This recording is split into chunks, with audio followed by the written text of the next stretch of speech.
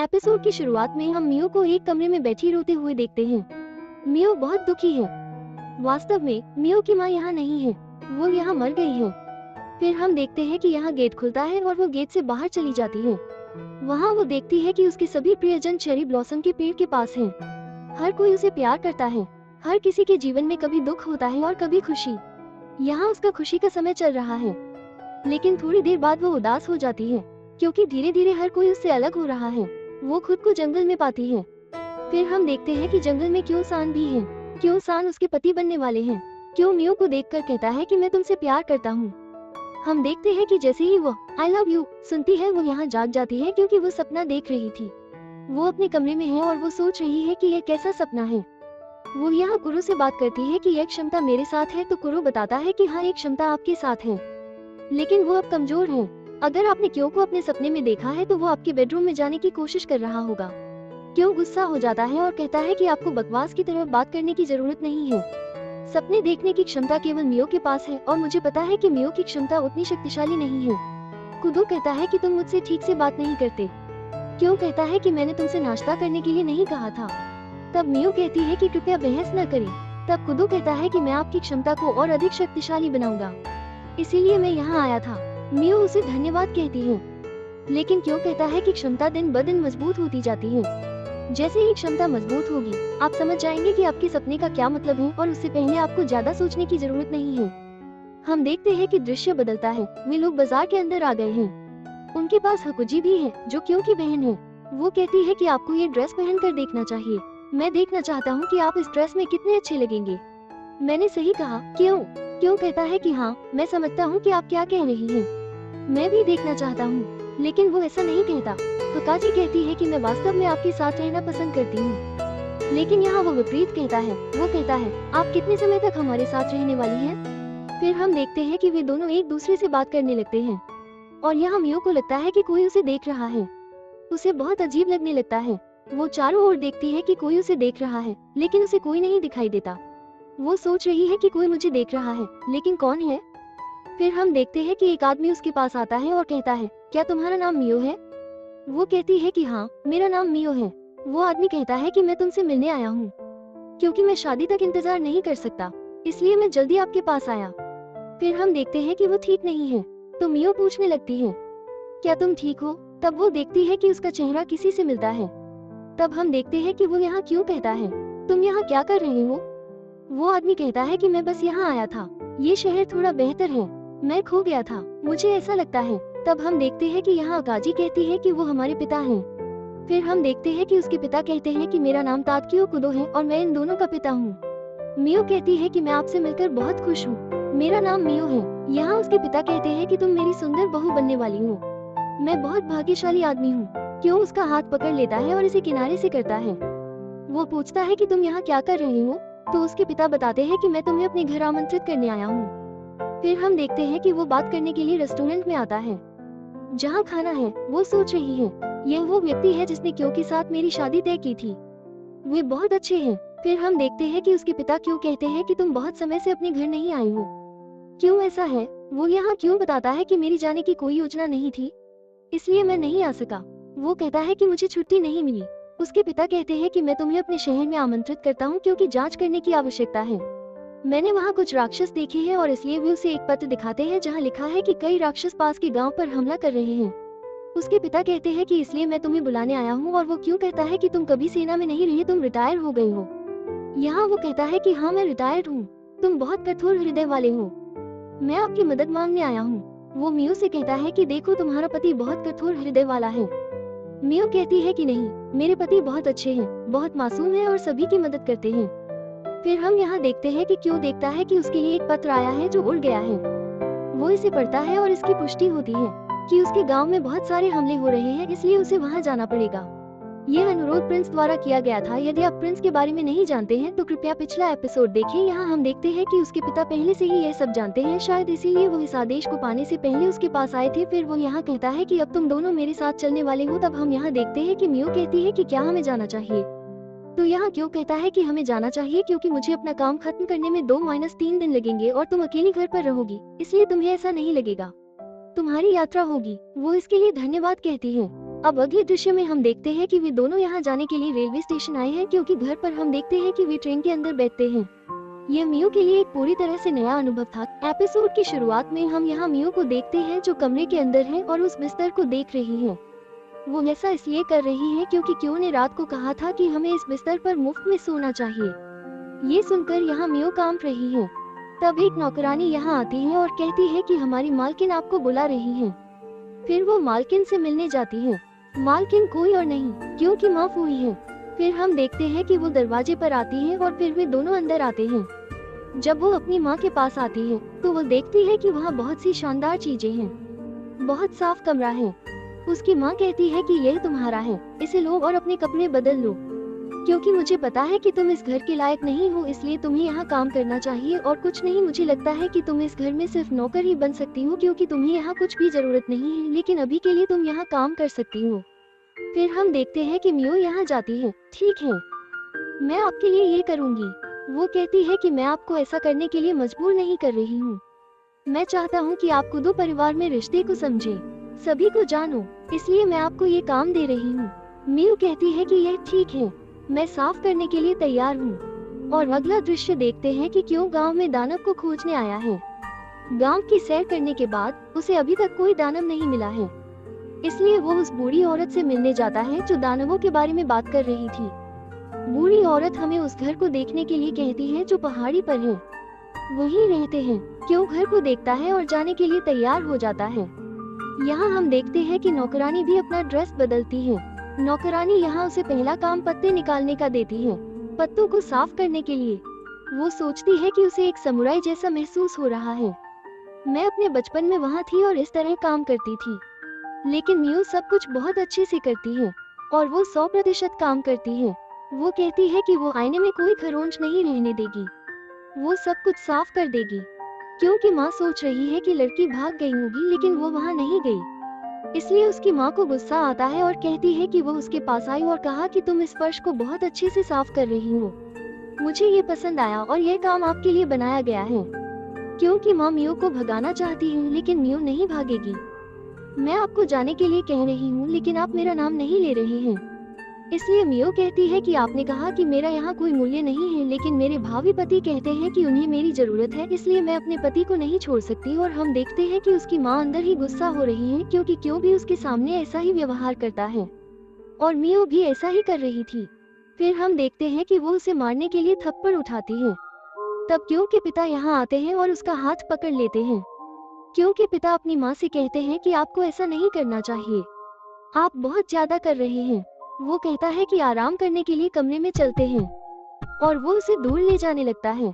यहाँ मौजूद लड़की कहती है कि मुझे लगता है कि यह हमारे घर के लिए अच्छा नहीं है। वो मियो से कहती है कि तुम्हारा दृढ़ संकल्प स्तर बहुत अजीब है। एपिसोड की शुरुआत में हम अर्ता को देखते हैं, जो मियो की चचेरी बहन है और उससे मिलने आई है। हम देखते हैं कि मियो अपनी जादू का उपयोग करने जा रही है। तब अर्ता उसे रोकता है।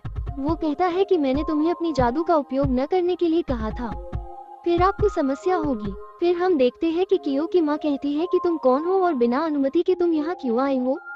वो मुस्कुराते हुए कहता है कि मुझे माफ कर दो, मैं आपकी अनुमति के बिना यहाँ आया हूँ। मैं वास्तव में मियोका का चचेरा भाई हूँ और मैं श्री कियोका के साथ काम करता हूँ। बिना आपकी अनुमति के यहाँ आने के लिए मैं क्षमा चाहता हूँ और मुझे उम्मीद है कि आप मुझे माफ करेंगे, क्योंकि आप बहुत अच्छे हैं। ये सभी चीजें वो कियोका की माँ को प्रभावित करने के लिए कर रहा है, ताकि वो नाराज न हो। फिर हम देखते हैं कि उसकी माँ यहाँ सहमत हो जाती है और यहाँ वो मियोका से कहती है कि तुम ये सब क्यों कर रही हो। यदि आप इसे करने जा रहे हैं तो मैं आपके साथ करूँगा। लड़के का दर्द बढ़ता है और धीरे धीरे वो राक्षस के रूप में चला जाता है और हाथ कहता है कि यदि आप इसे बचाना चाहते हैं तो आप अभी शुरू कर सकते हैं। हम देखते हैं कि मियो अपनी आंखें बंद कर लेती है और अपने हाथों को छू लेती है। दृश्य बदलता है और हम कियो को देखते हैं जो कुछ ग्रामीणों के पास दौड़ रहा है। ग्रामीण डरे हुए हैं क्योंकि उनका एक दोस्त राक्षस के हाथों में आ गया है। राक्षस अपने दोस्त पर हमला करता है और उसे खा जाता है। वे इसे बताते हैं और भाग जाते हैं। क्यों पहाड़ी की ओर दौड़ता है। यहाँ एक घर बना हुआ है। हम देखते हैं कि यहाँ एक आदमी खड़ा है। वो कहता है कि क्यों तुम यहाँ आए। क्यों कहता है कि क्या ये घटना तुम्हारे कारण हुई है। यहाँ आदमी कहता है कि हाँ, ये हमारे कारण है और हम सभी गिफ्टेड यूनियन के सदस्य हैं। इसलिए हम ये सब कर रहे हैं। वे ऐसा इसलिए कर रहे हैं क्योंकि वे समाज में समानता चाहते हैं। इसका मतलब है कि अब किसी के पास समाज में शक्ति है, किसी के पास नहीं है, इसलिए वे सभी को शक्ति दे रहे हैं। इसका मतलब है कि वे सभी को राक्षस बना रहे हैं, क्योंकि हर किसी को दुनिया में समान रूप से जीने का अधिकार है। लेकिन हम देखते हैं कि यहाँ वो कहता है कि मैं इस बारे में बात नहीं करना चाहता, आप जो कर रहे हैं उसे अभी रोक दे। लेकिन व्यक्ति कहता है कि नहीं, ये बंद नहीं हो सकता। फिर हम देखते हैं कि उनके बीच लड़ाई शुरू हो जाती है, क्योंकि वो गिफ्टेड यूनियन का सदस्य है। क्यों पहले से ही इसके बारे में जानता है। कुछ समय बाद हम देखते हैं कि घर से एक राक्षस निकलता है। राक्षस आते ही उन पर हमला करना शुरू कर देता है। लेकिन हम देखते हैं कि राक्षस यहाँ जम गया है, क्योंकि उसके हाथों की फ्रीजिंग तकनीक उसके पिता के पास है। क्यों कहता है कि तुम यहाँ क्या कर रहे हो। उसके पिता कहते हैं कि मैं तुम्हारी मदद करने आया हूँ। क्यों कहता है कि मैं इन चीजों को खुद संभाल सकता हूँ, इसलिए वो कहता है कि तुम इसे संभालो, मैं उसके आदमियों को संभालूंगा। फिर हम देखते हैं कि यहाँ कियो और लड़ाई शुरू हो जाती है। उसके पिता यहाँ आदमियों से लड़ रहे हैं। वो सभी को मुक्त करता है और उन्हें बेहोश कर देता है। यहाँ हमारे कियो अपनी वज्र शक्ति का उपयोग करते हैं, जिसके कारण यहाँ राक्षस गायब हो जाता है और हमारे सामने एक लड़का प्रकट होता है जिसकी गर्दन में खून है, जो राक्षस का खून है। शायद वो यहाँ इसी का उपयोग करके राक्षस था। दृश्य बदलता है और हम यहाँ मियो को देखते हैं, जो उस लड़के के सपने में आ गई है जहाँ राक्षस ने उसे रखा है। वो उसके पास आती है और कहती है कि मैं तुम्हें घर ले जाने आई हूँ। लेकिन हम देखते हैं कि लड़का लेटा हुआ है और राक्षस उसे अपनी ओर खींच रहा है। मियो सोचती है कि अब मुझे अपनी शक्तियों का उपयोग करना होगा, मैंने इसे पहले कभी नहीं किया है। वो अपना हाथ अपने दिल पर रखती है और उन शक्तियों को बाहर निकालती है। कुछ देर बाद हम देखते हैं कि वो अपने सपने से बाहर आ जाती है और यहाँ अर्ता पूछता है कि क्या तुमने उसे बाहर निकाल लिया है। वह यहाँ मियो से मिलने आया है क्योंकि मियो उसकी बेटी है। हम देखते हैं कि यहाँ अर्ता और कियो दोनों मियो की रक्षा करने लगते हैं। कियो यहाँ कहता है कि क्या आप 900 यूसी हैं? वह कहता है कि हाँ। कियो यहाँ कहता है कि आप मेरे पीछे रहे, यहाँ आगे न आए। फिर हम देखते हैं कि हमारे 900 यूसी यहाँ कहते हैं कि मैं यहाँ केवल मिलने आया हूँ, मैं किसी भी तरह की लड़ाई नहीं चाहता। कियो यहाँ कहता है कि किसी को भी अपना गार्ड नीचे नहीं करना है, उसकी बातों में मत आना। यहाँ 900 यूसी कहते हैं, मेरी बेटी तुम कैसे हो, मैं तुम्हें फिर जरूर मिलने आऊंगा। कियो यहाँ मियो को पकड़ लेता है और यहाँ अपनी शक्ति का उपयोग करता है। वह आग का उपयोग करता है और उसे यहाँ जला देता है। लेकिन हम देखते हैं कि कुछ समय बाद वहाँ कोई नहीं है। वे दोनों यहाँ हैरान हैं कि अचानक 900 यूसी कहाँ गए। अगले दृश्य में हम देखते हैं कि सैन्य लोग यहाँ मिल रहे हैं, जहाँ सैन्य अधिकारी कहते हैं कि क्यों का दोस्त किसी तरह के दुश्मन के जाल में फंस गया है, जिसकी वजह से वो बहुत घायल हो गया है और वो 2 महीने से मेडिकल में है। इसलिए हमने यहाँ कुछ पुराने अधिकारियों को बुलाया है। यहाँ करो रुका एक पुरानी अधिकारी है। वो कहती है कि मैं यहाँ क्यों के दोस्त कोदो के स्थान पर आई हूँ, इसलिए मैं उनके सभी कर्तव्यों को पूरा करूँगी। अब यहाँ सेना अधिकारी पूछते हैं कि आपने कौन सी जानकारी लाई है। वैसे जांच दल के लिए हमने वो जो परिवार के एक सदस्य को रखा है। कियो ही है जो परिवार के इतिहास को जानता है, इसलिए वो थोड़ा संदिग्ध है। परिवार का अतीत बहुत अच्छा नहीं है। अगर आपने इसे नहीं देखा है तो पिछले एपिसोड या पिछले सीजन को देखिए, फिर आपको पता चल जाएगा। फिर हम देखते हैं कि यहाँ वो अपने निष्कर्ष बताता है कि उसे वहाँ एक दानव कैसे मिला, उसे कैसे समाप्त किया और वो इसके लिए काम करता है 960 ओसी के लिए। यहाँ वो बताता है कि 960 ओसी की शक्तियाँ बहुत अधिक हैं और बहुत अलग हैं। वो मन को नियंत्रित कर सकता है और ऐसी चीजें दिखा सकता है जो वास्तव में नहीं हो रही है। इसलिए हमें उस परिवार के एक सदस्य की आवश्यकता है जिसमें समान क्षमता हो, ताकि हम उसे आसानी से पकड़ सके। इसलिए वो यहाँ अर्ता और मियो को बुलाता है, क्योंकि मियो में भी वही क्षमता है जो उसके पिता के पास है। लेकिन यहाँ किसी को भी पता नहीं है कि उसके पिता मियो के पिता है। फिर हम देखते हैं कि यहाँ अर्ता बताता है कि वो है हमारी सभी 5 इंद्रियाँ, स्पर्श, अनुभव, भावना उसके द्वारा नियंत्रित की जा सकती है। वो किसी भी व्यक्ति के मन को पूरी तरह से नियंत्रित कर सकता है, इसलिए हमें बहुत सावधानी से काम करना होगा। वो ऐसी घटना दिखा सकता है जो नहीं हुई, वो भ्रम पैदा कर सकता है, इसलिए हमें बहुत सावधानी से काम करना होगा। वो यहाँ ये सभी चेतावनियाँ दे रहा है, वो यहाँ ये सभी बातें बता रहा है, क्योंकि वो भी उस परिवार का सदस्य है। वो कहता है कि इतनी शक्ति होने के बाद भी उसके पास कुछ कमजोरियाँ होंगी। मैं इसके बारे में पता लगा रहा हूँ। यहाँ वो बताता है कि वे लोग एक नई दुनिया बनाना चाहते हैं जहाँ सभी के पास एक ही तरह की क्षमता होनी चाहिए।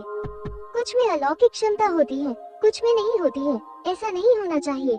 सभी समान होने चाहिए और राता कहती है कि उसकी शक्ति मियो के समान है, इसलिए हमने मियो को यहाँ लाया है। हम जानते हैं कि मियो को यहाँ एक अंगरक्षक की जरूरत है, इसलिए वो नारुको को अंगरक्षक बनने के लिए बुलाता है। नारुको भी उसका अंगरक्षक बन जाता है। एपिसोड शुरू होता है मुख्यालय के दृश्य के साथ। मियो सफाई कर रही है। कुछ सैन्य अधिकारी वहाँ आते हैं। सफाई करते समय मियो के हाथ में चोट लग जाती है। यहाँ एक लड़का लड़कियों के बारे में बात कर रहा है। वो करुका के बारे में बात करता है। लड़का आलसी है और समय बर्बाद कर रहा है। उसे शादी कर लेनी चाहिए। मियो उसे रोकती है। वो कहती है कि उसने सुना है कि सेना में कोई भी सैनिक बन सकता है, चाहे वो लड़का हो या लड़की। महत्वपूर्ण है कौशल। एक लड़की कहती है कि वो लड़के से बात नहीं करना चाहती क्योंकि उसे सेना के बारे में कुछ नहीं पता। लड़कियां मजबूत नहीं होती और उनमें सैनिक बनने की ताकत नहीं होती। मियो जवाब देती है कि अगर ऐसा है तो उसने उस दिन डोजो में लड़ाई क्यों नहीं जीती। ये सुनकर लड़का गुस्सा हो जाता है और उस पर हाथ उठाता है। करुका आकर लड़के का हाथ पकड़ लेती है। वो कहती है कि सलाम करने के लिए हाथ खुले होने चाहिए, बंद नहीं। लड़का भाग जाता है। करुका मियो से पूछती है कि क्या वो ठीक है। मियो कहती है कि हाँ, वो ठीक है। करुका उनकी गलतियों के लिए माफी मांगती है, जिससे मियो को परेशानी हो रही है। मियो करुका का हाथ पकड़ती है और कहती है कि चलो थोड़ी देर के लिए ब्रेक लेते हैं, वे बाद में सफाई करेंगे। उसने करुका के लिए बन बनाए हैं। करुका बन देखकर खुश होती है। मियो उसे 1 या 2 बन खाने के लिए कहती है और ब्रेक लेने का सुझाव देती है। एक लड़की बन खाती है और पूछती है कि उसने इसे कहाँ से खरीदा। मियो मुस्कुराती है और कहती है कि उसने खुद बनाया है। लड़की खुश होती है और पूछती है कि क्या वो ये सब कर सकती है। मियो कहती है कि वो सब कुछ कर सकती है। करुका कहती है कि उसने यहाँ कभी मिठाई नहीं खाई, उसे मियो द्वारा बनाई गई मिठाई पसंद है।